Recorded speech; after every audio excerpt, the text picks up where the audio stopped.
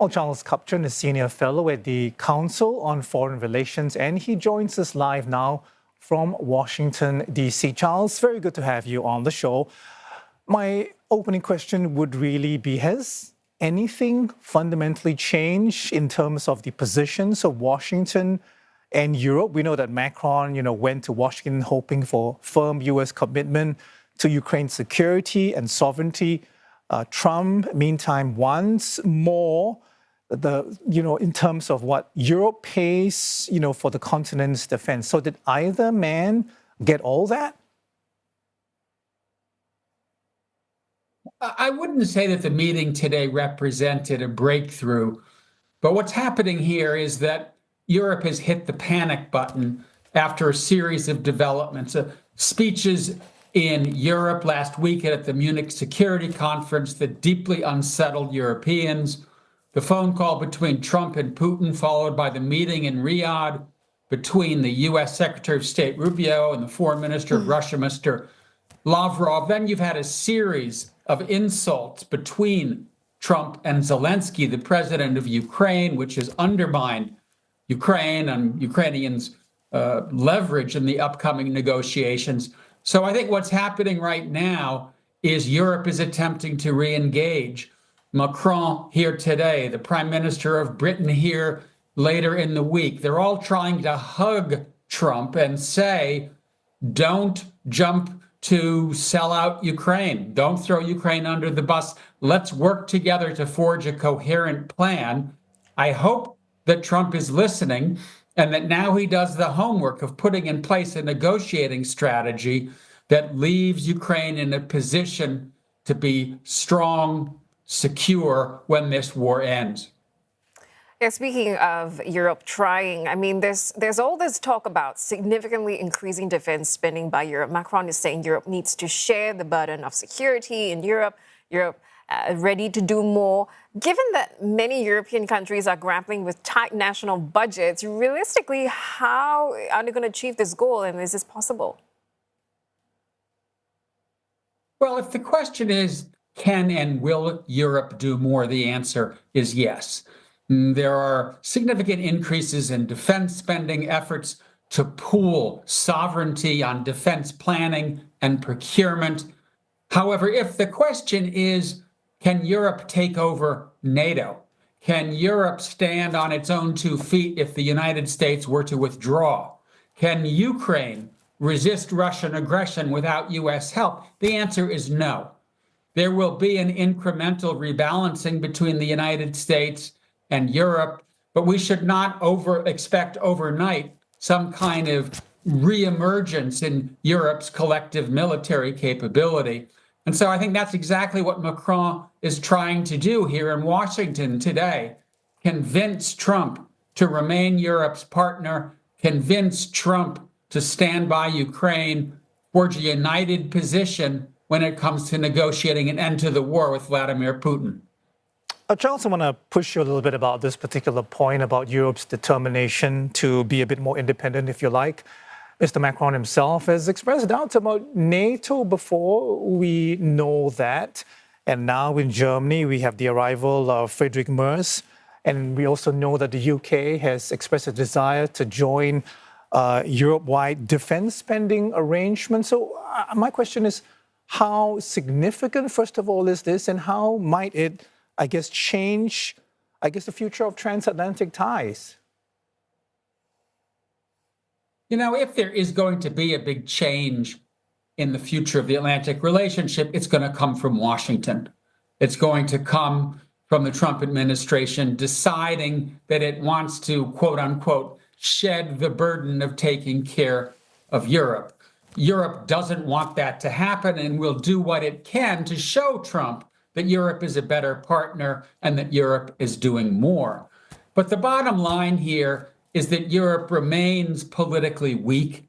As here in the United States, the political center in the UK, in France, in Germany, in Italy, has been hollowing out in favor of the ideological extremes. Some of those more extreme right-wing parties are pro-Putin, not supportive of more aid to Ukraine. So the picture here is not one in which Europe is going to come together to stand up to Trump, but one in which Trump himself will divide Europe and in many respects create a situation in which Europeans are uncertain among themselves about how to deal with Trump and America First policies. Right. Charles, I want to talk about the minerals deal. So the U.S. and Ukraine, they're close to signing this deal over Washington's access to Kiev's mineral deposits.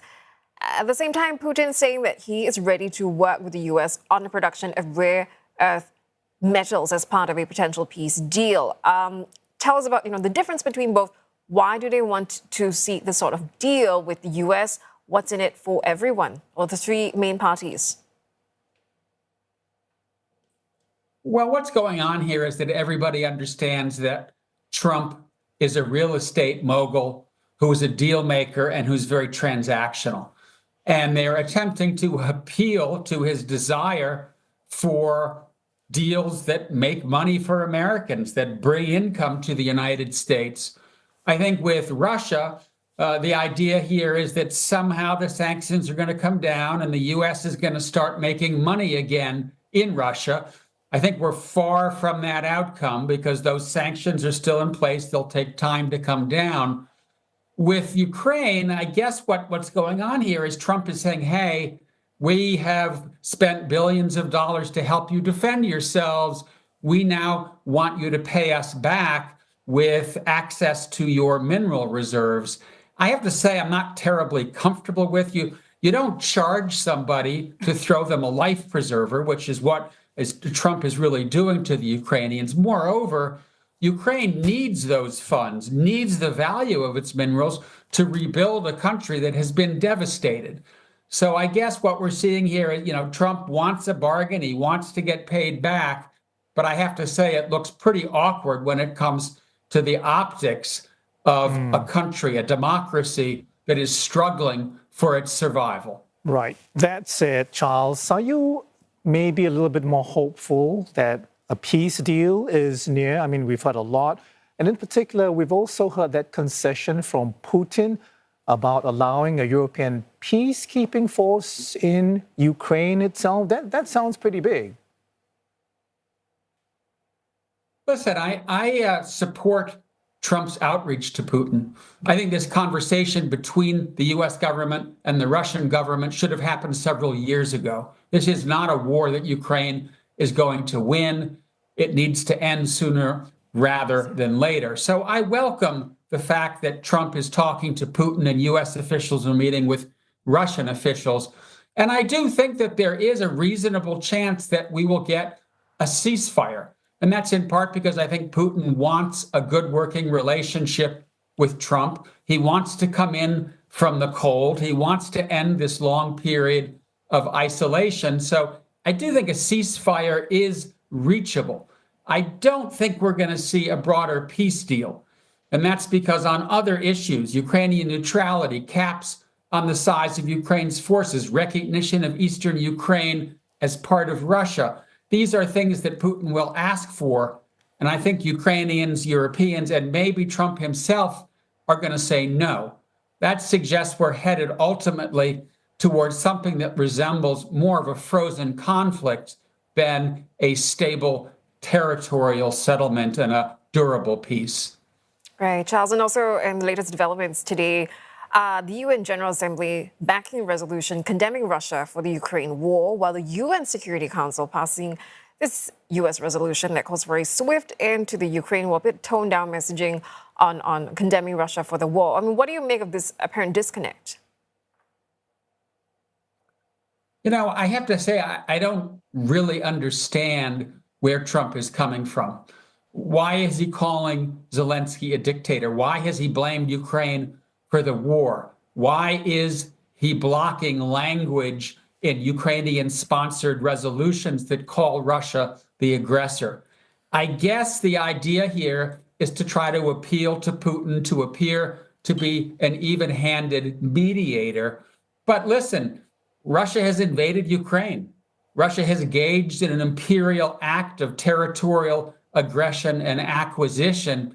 I think it doesn't do the United States any good. I don't think it does the rule-based international system any good.